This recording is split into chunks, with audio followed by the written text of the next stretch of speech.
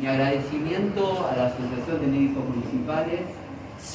Hoy contamos con la presencia de Gabriela Martínez, del Comité de Presidencia, y de Santiago Buchoski, que es el presidente de nuestra filial, que donaron esta hermosa plata.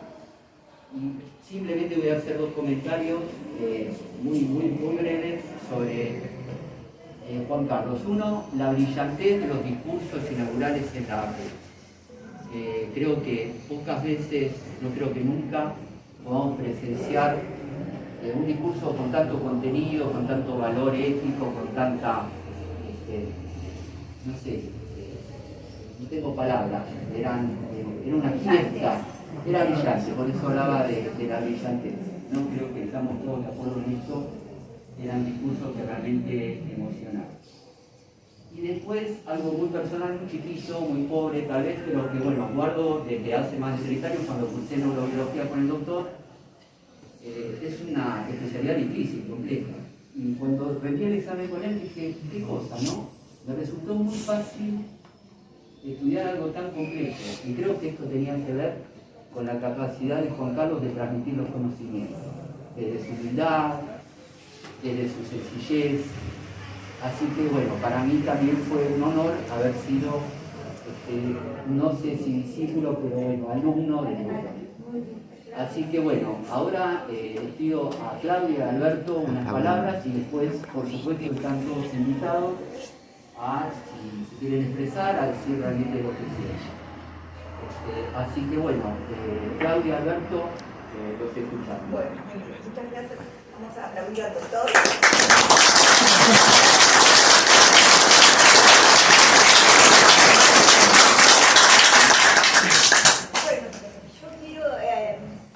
En primer lugar a la doctora Gabriela Martínez, porque por su intermedio y la gestión de médicos municipales pudimos hacer material esta plata. Y también al doctor Bassani, que se metió y cumplió en eso, en dar un lugar preferencial y permitir el homenaje. Yo quiero decirles también que hace 5 años que falleció el doctor y que fue un largo camino, porque yo hice otras gestiones antes de la pandemia para colocar la placa y no se pudo llevar a cabo. Los motivos no los sé y ya no importan.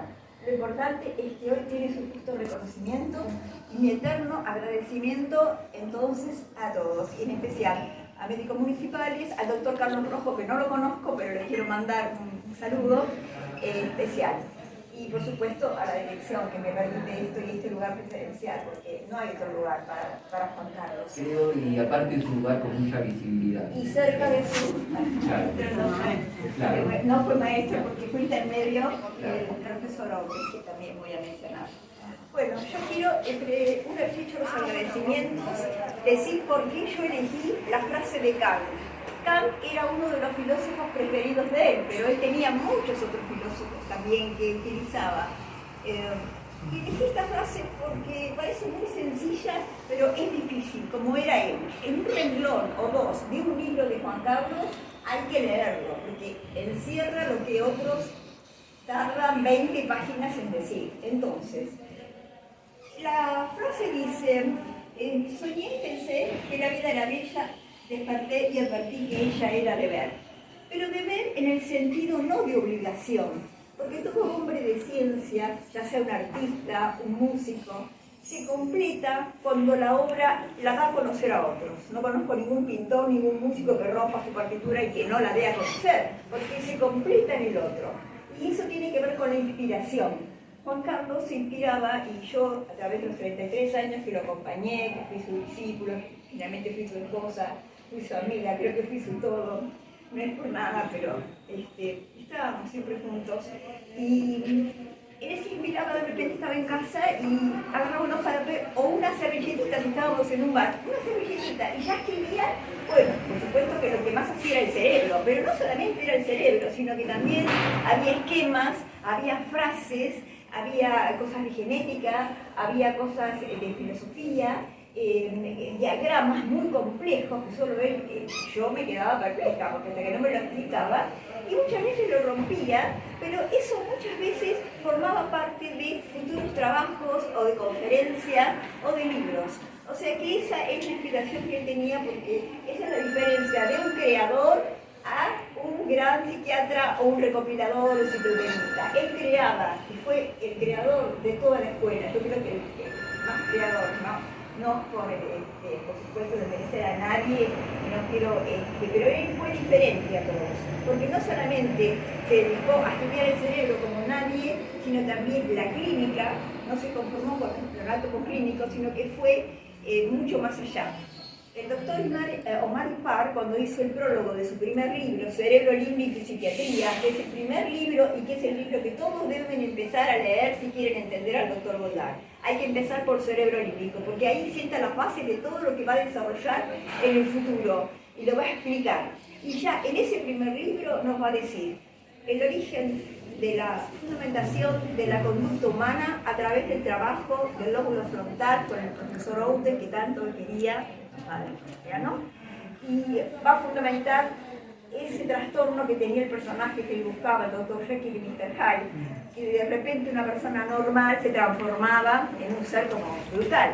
En este caso era el caso de un paciente que había sufrido un traumatismo en la zona frontal, en la cara anterior del frontal. Y su otra gran desvelo, que era la esquizofrenia, toda la psiquiatría, pero la esquizofrenia lo desvelaba, ya lo va a decir también en ese primer libro, lo va a ubicar, va a definir a la esquizofrenia como una alteración de los valores preventivos y va a ubicar la lesión en la corteza temporal basal. Y después va a desarrollarlo todo, va a seguir el lóbulo fusiforme y va a dar una explicación a través de todos los años y de todos sus 4 libros, de sus más de 40 trabajos, de sus 15 conferencias inaugurales, que cada una era una creación realmente. ¿Qué hizo Juan Carlos cuando llegó aquí? Empezó en un gran curso que hizo en el aula Iaco y luego empezó, porque él venía de Borda, en el servicio de Linel y luego en Tomás a planta baja hasta terminar sus últimos 10 años en el Museo Iaco, Museo Laboratorio, pero ya no eran sus preparados. Él extrañaba mucho sus preparados de Borda porque decía que ver el cerebro en vivo lo hacía pensar. Ninguna resonancia ni tomografía, ni tampoco los preparados lo hacían pensar, porque el cerebro era algo que era inexplorado y había grandes zonas que no se conocían de sustancia blanca, sobre todo, y siempre hablaba de sustancia blanca, estudien ahí. Bueno, y realmente toda su trayectoria que hizo en este hospital, como docente siempre en el curso superior, tanto en el Hospital Borda como acá, recibía alumnos concurrentes y residentes que venían de todos lados, hacía consultas de todos los profesionales, colegas, jefes que lo consultaban. En la época de la resonancia venían con pilas pobres al laboratorio y él siempre los recibió, o sea que fue docente de alma y uno podía recibir una clase en el jardín, como yo que aprendí en el jardín con los pacientes, porque yo no trabajé nunca en el mismo servicio porque no correspondía, y es en el jardín donde él explicaba y tenía una magia para decir las cosas, ¿no es cierto? Una magia especial. La gente, los extranjeros, las personalidades extranjeras que venían, no solamente al Congreso de la AP, sino que a veces visitaban, como por ejemplo el profesor Sarró, hace muchísimos años, un español que estudiaba la génesis del delirio, lo recibió el doctor Goldar, el profesor Robinson, que vino con el doctor Starkman, de John Hopkins, también se maravillaban del conocimiento anatómico que tenía y del dominio de los idiomas, porque leía alemán, inglés, francés, italiano, o sea, yo tengo que decir todas las cosas, suena como grande, pero es la verdad. Después también el profesor Beckman, que seguramente Alberto va a nombrar, que vino acá también y que también estaba en las conferencias. Dice, maravilloso que alguien acá en este rincón del mundo, alguien supiera la clasificación alemana, Beckman, que había sido discípulo del profesor Leonard, no podía creer que supiera, él fue autodidacta en los idiomas, fue autodidacta en el estudio de la clasificación y no fue autodidacta en anatomía porque tuvo un gran maestro que fue el profesor Diego Autes, que para él fue más que eso, sino que fue como un padre.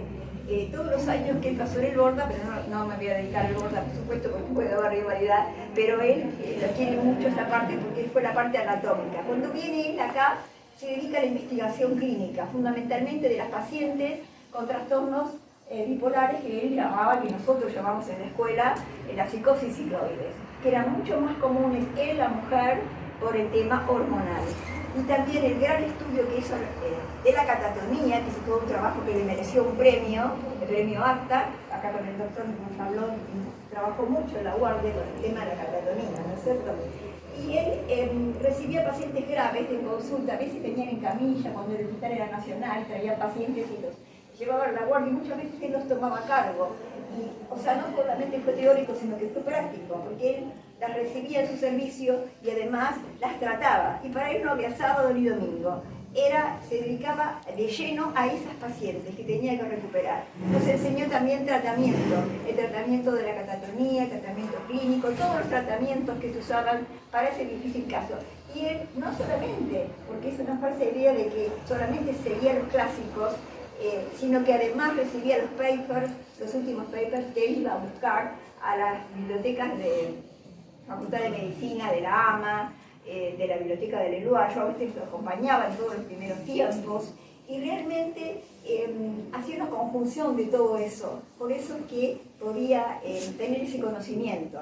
O sea, no es que solamente se quedaba con los clásicos, porque si no, no hubiera podido progresar. Por ejemplo, estaba al tanto de lo último que se hablaba en genética, de lo último de la arqueología, porque él agregó disciplinas, no solamente anatomía y clínica, sino que agregó las disciplinas como la filosofía. Acá tenemos a Kant, pero él también admiraba mucho a Nietzsche, porque decía, finalmente su libro va a decir que el instinto va a invadir progresivamente el intelecto, va a decir que no va, en su último libro, Anatomía de la Mente, que no hay una zona del cerebro que sea de la lógica tan desarrollada, es decir, que no, el cerebro del hombre no está comparativamente tan desarrollado como el de los animales, ¿no? Una sorpresa que nos dejó en su último libro, que hay que saber leerlo muy bien, porque Anatomía de la Mente es un libro muy complejo, no se puede empezar por allí y no se puede leer en una playa, eso hay que leerlo primero con el cerebro límbico, ¿no es cierto? Entonces, recibió cartas también internacionales de profesor Gershwin, de profesor Nauta, que le decía, usted está viendo en el hombre lo que nosotros recién estamos empezando a ver en el mono. Es decir, él solo, porque además nunca tuvo sponsors. Él se pagaba todos sus papers, se mandaba a traer libros de afuera, cuando iba a las bibliotecas. Él estaba siempre solito porque su trabajo era en solitario y salía, digamos, para el intercambio que necesitan los científicos y los artistas para dar su obra a conocer en las conferencias, en las clases, y ahí él se enriquecía mucho y le gustaba mucho. Pero en los últimos tiempos estaba como más recluido, como más, su obra había hecho como una, digamos así, evolución, después de darnos 2 libros estando aquí, Introducción al diagnóstico de la psicosis, que es un libro que todos los psiquiatras deben leer, pero que no, mi consejo es no empezar directo por eso, porque va a ser difícil. Parece fácil la descripción de las pacientes, pero primero hay que leer los clásicos y hay que leer primero cerebro límbico, hay que seguir el orden y los trabajos que estamos recopilando. Entonces, en ese libro, Introducción al diagnóstico de la psicosis, él va a dar una nueva psiquiatría, es decir, una nueva clasificación de las enfermedades. Parece en la escuela alemana, la toma de ahí, de Leonard, pero va a tener sus discrepancias, va a hacer su propia clasificación de, por ejemplo, de las alucinosis, que son parafrenia, va a dar su clasificación de esquizofrenia y va a progresar en el estudio anatómico sobre el lóbulo fusiforme y demás, y también del lóbulo frontal.